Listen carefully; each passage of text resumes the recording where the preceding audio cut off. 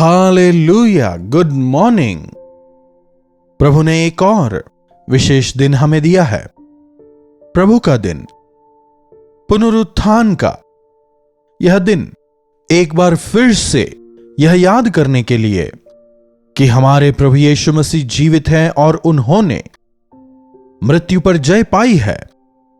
हमारे आराधक प्रभु वे आज, कल और निरंतर एक समान हैं। वे हमारी हर एक विनती को सुनते हैं और समय पर सहायता भेजते हैं। तो आइए, क्यों ना ऐसे महान परमेश्वर की आराधना उनके पवित्र आलय में जाकर उनके अन्य संतानों के साथ मिलकर हम भी उनकी स्तुति करें। तो आइए आज के मनन की शुरुआत करते हैं। प्रार्थना। महापवित्र परमेश्वर, प्रभु के दिन की खासियत के विषय हम बार बार सुनते आ रहे हैं। आराधना के विधान को, आराधना के तरीके को बेहतर समझकर आत्मा और सच्चाई से आपकी आराधना करने में मदद करें। प्रार्थना यीशु के नाम से मांगते हैं, आमीन। ऐसा कहना गलत नहीं होगा कि कलीसिया का जन्म जो था पेंतिकोस्त के दिन हुआ था, है कि नहीं? प्रभु के वचनों को सुनकर उन पर विश्वास करके बपतिस्मा लेने वाले पवित्र आत्मा के सामर्थ को पाकर, पवित्र आत्मा के वरदानों को पाकर हर एक दिन प्रभु की आराधना करते थे।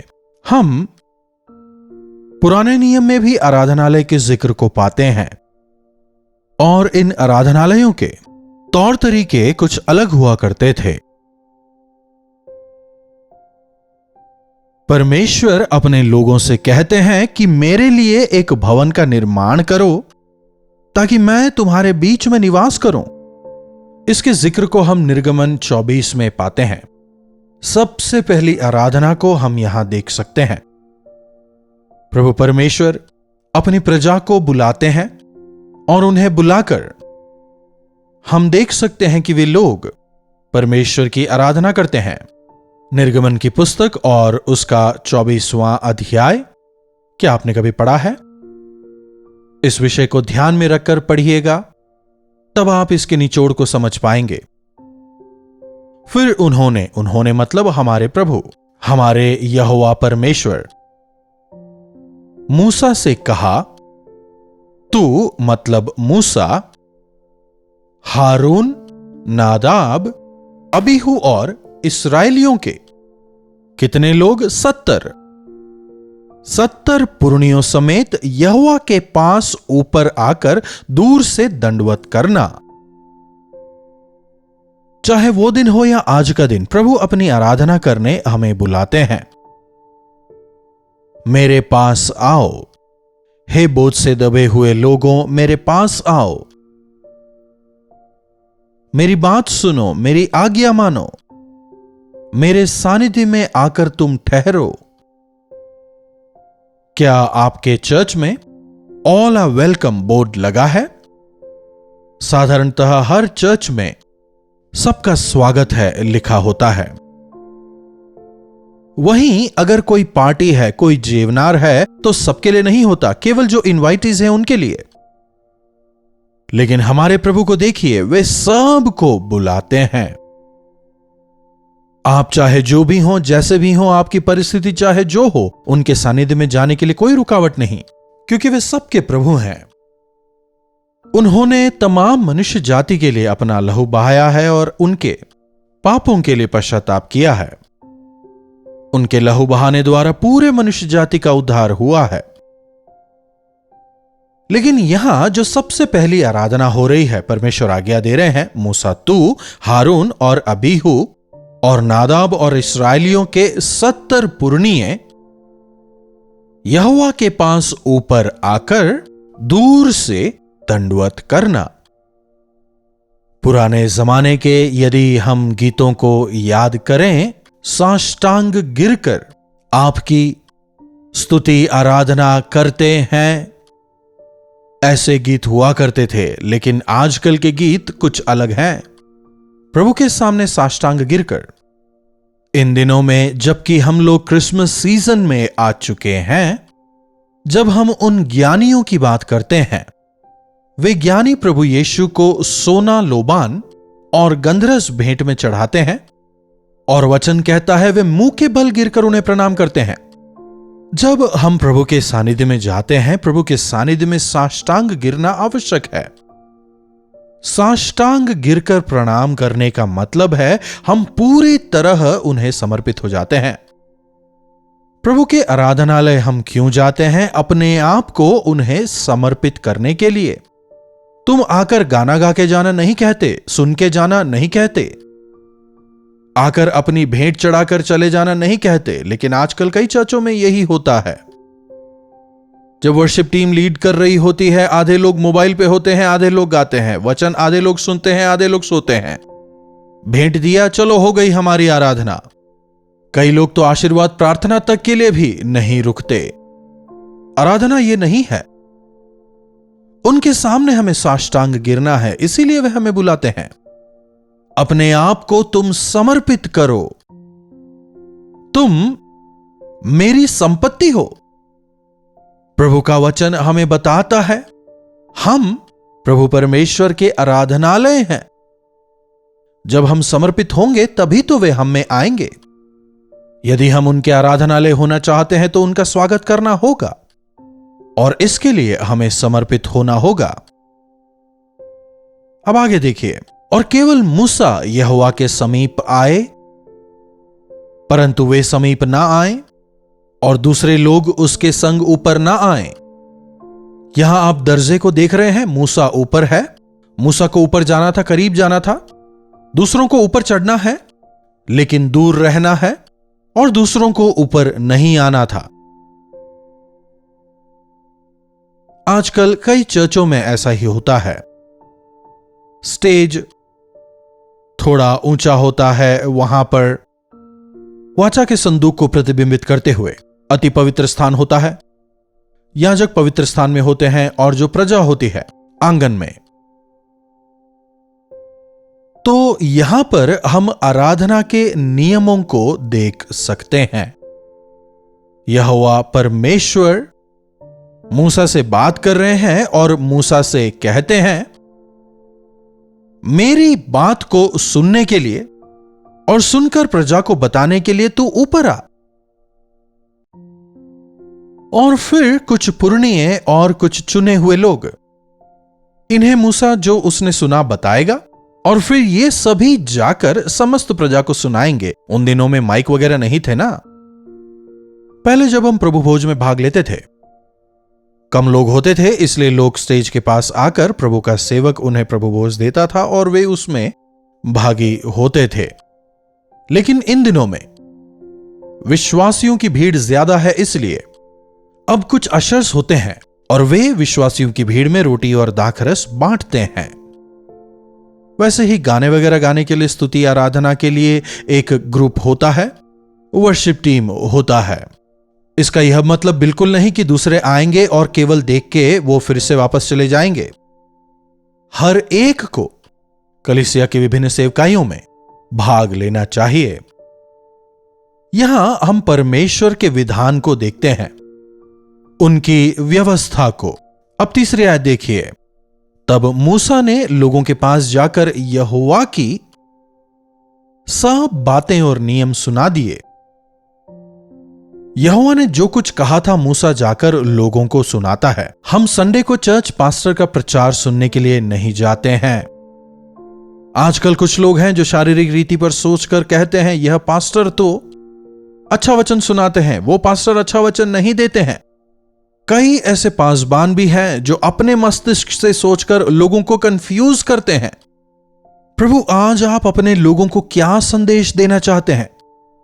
पुराने नियम में जब भविष्यवक्ता भविष्यवाणी करने जाते थे, क्या कहते थे? यहोवा इस प्रकार कहते हैं।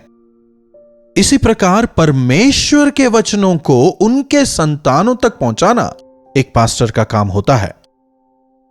प्रभु के वचन आग के समान है, वे पत्थर के हृदयों को तोड़कर लोगों में मांस का हृदय पैदा करते हैं।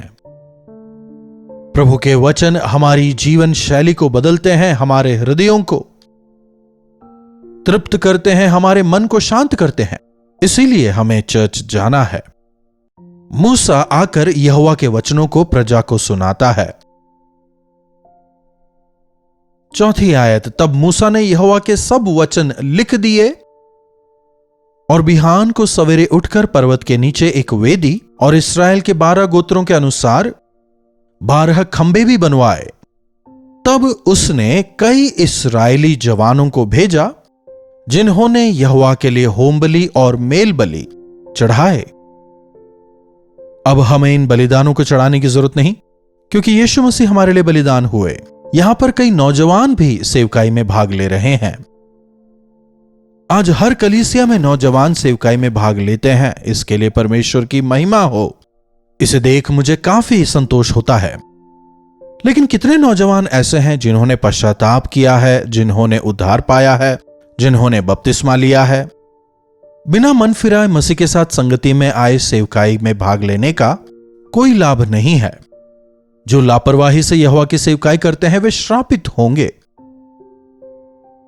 कुछ ऐसे सेवक भी हैं जो मेरी तरह बुजुर्ग तो हो गए हैं, पर वे नौजवानों को एनकरेज नहीं करते। यकीनी तौर पर परमेश्वर नौजवानों को चाहते हैं, नौजवानों के बल को वे चाहते हैं। अपने जवानी के दिनों में अपने परमेश्वर को तो याद कर। अपनी जवानी में जुआ उठाना भला है, इसलिए जवानों का सेवकाई में भाग लेना जरूरी है। हमारे वर्शिप टीमों में अधिकतर लोग जवान ही होते हैं ना, वर्शिप लीड करने वाले। लेकिन वास्तविक उद्धार में उनकी अगुवाई करना, उनके लिए जो आवश्यक संदेश हैं उन तक उन्हें पहुंचाना परमेश्वर के दास की जिम्मेदारी है। जो अपने आप को परमेश्वर को समर्पित करते हैं, उन्हें अपने ज्ञान से भरने के लिए परमेश्वर हमेशा तैयार रहते हैं, है कि नहीं? परमेश्वर चाहते हैं कि उनके आराधनालय में, एक एक कलीसिया में सारी चीजें, सब कुछ सर्वोत्तम हो। The best of the best cameras, the best of the best equipments. परमेश्वर चाहते हैं कि उनके संतान उनकी आराधना आत्मा और सच्चाई से सर्वोत्तम चीजों के साथ करे। परमेश्वर ने हमें अपने स्वरूप में बनाया है ताकि हम उनकी स्तुति करें, उनकी आराधना करें। यहां पर हम एक प्रणाली को दिख रहे हैं। फिर आगे बढ़कर हम देखते हैं मूसा थोड़ा लहू लेकर प्रजा पर छिड़कता है। यह सब पुराने नियम में एक परछाई की तरह हमें नजर आता है। हमारे आराधनालयों में हमें एक क्रम का पालन करना है, पवित्रता का पालन करना है, प्रभु को महिमित करना है, प्रभु की स्तुति करनी है। प्रभु ने जो संदेश दिया है उसे प्रभु के लोगों तक पहुंचाना है। प्रजा उस संदेश को सुनने के बाद क्या कर रहे हैं देखिए। तब वाचा की पुस्तक को लेकर उनको पढ़ सुनाया। 7वीं आयत पढ़ रहा हूं। उसे सुनकर उन्होंने कहा, जो कुछ यहोवा ने कहा है उस सब को हम करेंगे और उनकी आज्ञा मानेंगे। उसे सुनकर उन्होंने कहा, जो कुछ यहोवा ने कहा है उस सब को हम करेंगे और उनकी आज्ञा मानेंगे। यह काफी आवश्यक है। कितनी देर आपने प्रभु का वचन सुना, यह आवश्यक नहीं, लेकिन जो आपने सुना क्या आप उसे करेंगे? क्या उनकी आज्ञा के अनुसार जीने का आपने निर्णय लिया है? यह सबसे ज्यादा आवश्यक है।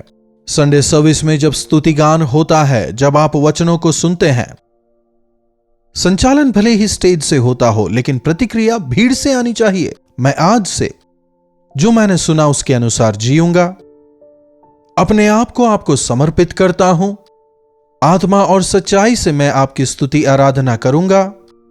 हर एक विश्वासी व्यक्तिगत तौर पर प्रभु के साथ संगति करे, प्रभु के साथ कनेक्ट हो, आत्मा और सच्चाई से, केवल एक नाम के लिए नहीं, केवल रीति रिवाज के अनुसार नहीं, लेकिन वाकई में प्रभु के साथ कनेक्ट हो।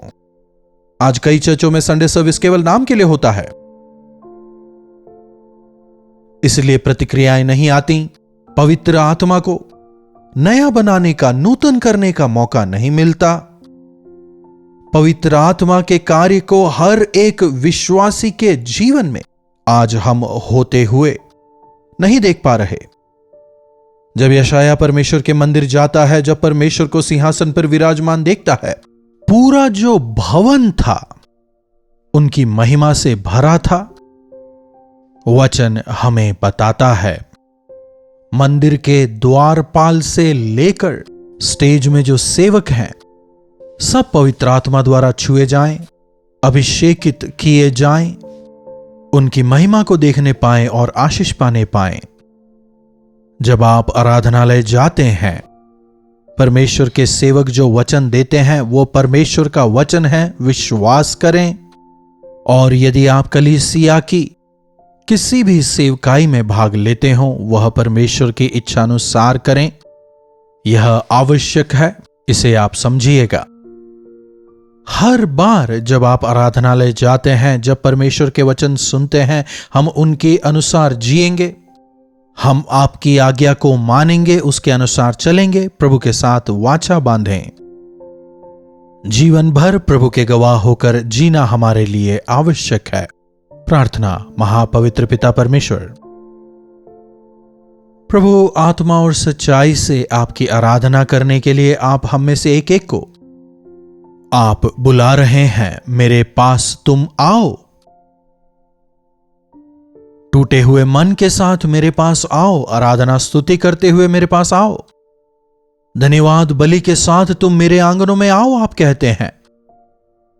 आपके वचनों को सुनकर प्रभु के दिन को सम्मान देते हुए उन्नत स्थानों में पहुंचने में हमारी सहायता करें। आपकी कलीसिया से प्रेम करने में हमारी मदद करें। आत्मा और सच्चाई से आपकी आराधना करने में हमारी मदद करें। प्रार्थना यीशु के नाम से मांगते हैं, आमीन। अब हमारे पिता परमेश्वर का प्रेम, प्रभु यीशु मसीह का अनुग्रह, पवित्र आत्मा की संगति और सहभागिता हमें से प्रत्येक के साथ आज, कल और सर्वदा बनी रहे। आमीन। प्रभु की महिमा हो। अपने प्रार्थना विषयों को आप हमें 9884907779 पर व्हाट्सएप, टेक्स्ट या वॉइस मैसेज द्वारा भेज सकते हैं। हम अवश्य आपके साथ मिलकर प्रार्थना करेंगे। विश्वास करें, प्रभु अपने समय पर आपको उत्तर देंगे, आपके जीवनों में चमत्कार करेंगे। प्रार्थना करने में लापरवाही ना बरतें। प्रभु आप सबों को आशीष दें। कलवरी दर्शन, ये है प्रेम के दर्शन, यीशु प्रेम के दर्शन।